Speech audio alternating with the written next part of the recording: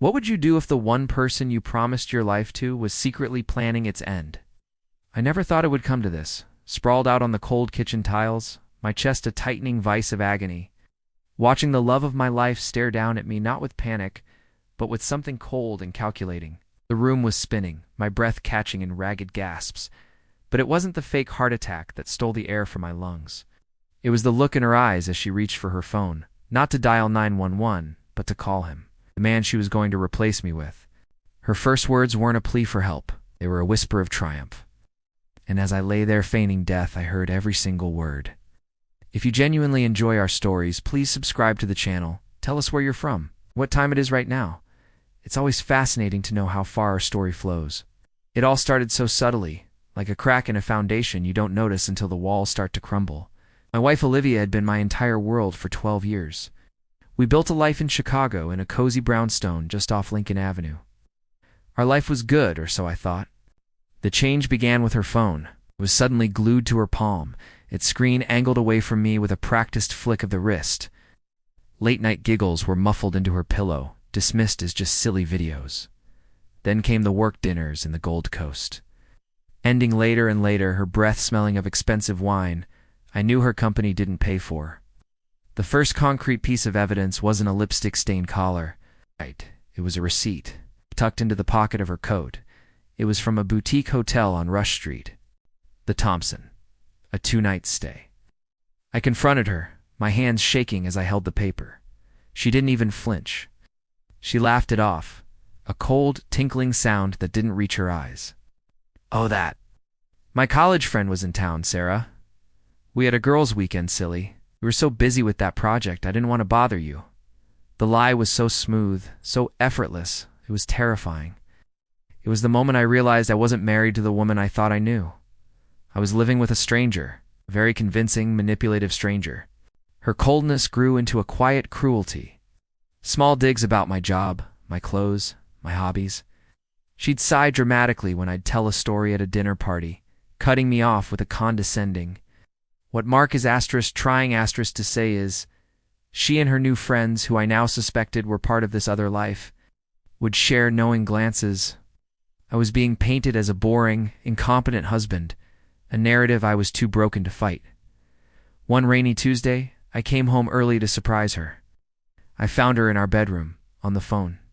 Her voice was different, soft, breathy, full of a passion I hadn't heard in years.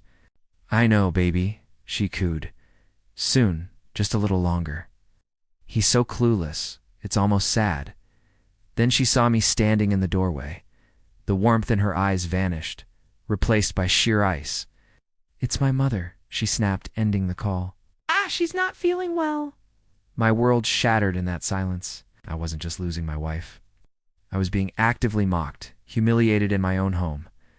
That night, something inside me broke. The love, the hurt, it all curdled into something hard and cold. I went down to the basement, surrounded by a decade of our shared memories and dusty boxes, and I wept.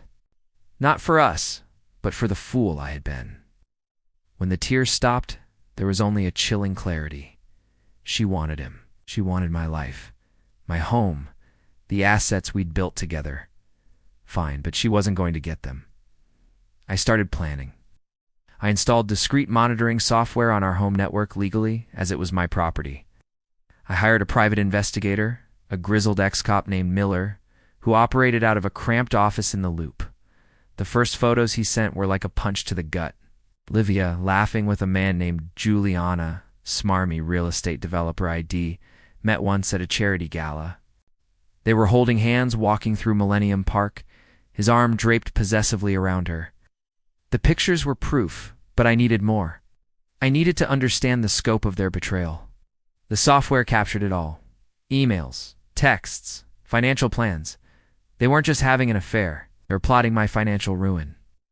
Julian was advising her on how to hide assets, how to provoke me into a reaction that would make me look unstable in a divorce court. They'd mock my predictability, my simple mind. They felt untouchable, wrapped in their arrogance. The final piece of the puzzle was a saved audio file I found buried deep in a hidden folder on her cloud drive. It was a call between them. "His heart isn't great, you know," Olivia said, her voice dripping with a sickening sweetness. "All that stress I'm putting him under, A big shock might just solve our problem? Julian chuckled. A grieving widow inherits everything. Clean, simple. A cold dread washed over me. They weren't just waiting for me to leave. They were hoping for me to die. That's when the plan formed in my mind. A dark, twisted piece of theater. If they wanted a show, I would give them a masterpiece. I spent a week practicing. I watched videos, read medical articles. I learned the symptoms of a massive coronary event, the chest pain radiating down the left arm, the shortness of breath, the cold sweat. I chose a Friday night, the night Julian was supposedly out of town and she was staying in. I made dinner, acting the part of the oblivious, doting husband. Then, as I was clearing the plates, I let out a sharp gasp, clutching my chest.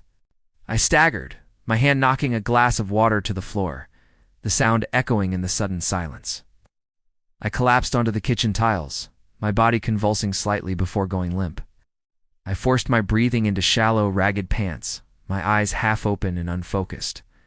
I saw her shadow fall over me. There was no gasp of horror, no rush to my side, just a long, silent pause. Then the soft clicks of her phone screen.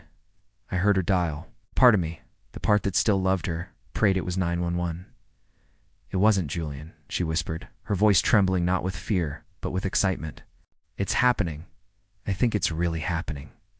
On the floor. It looks bad. There was a pause. No, I haven't called anyone. I'm waiting.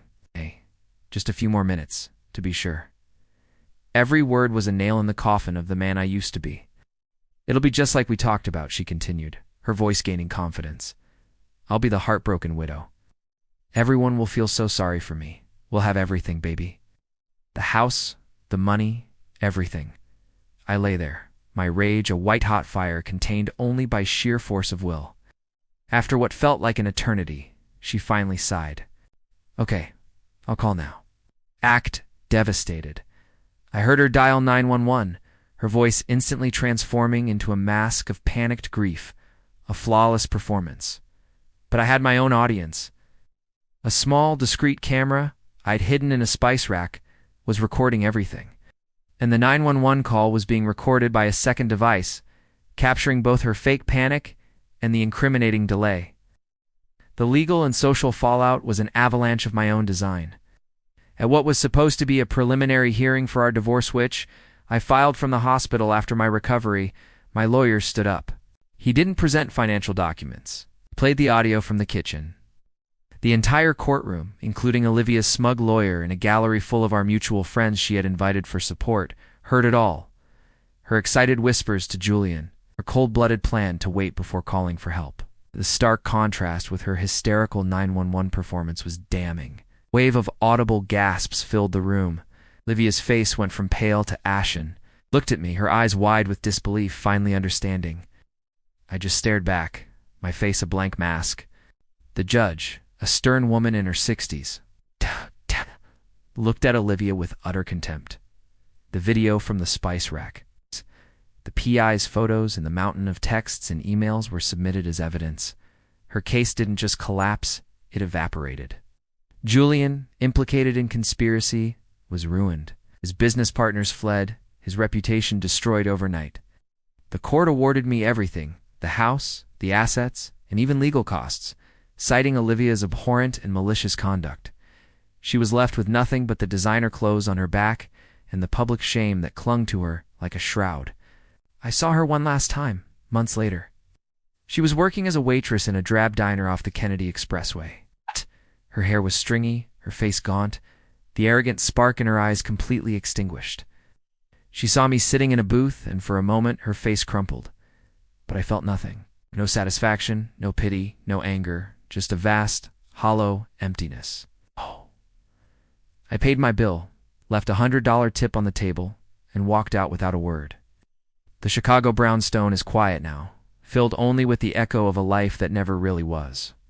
Sometimes, late at night, I stand in the kitchen, right on the spot where I fell, and I remember the feeling of the cold tiles on my back.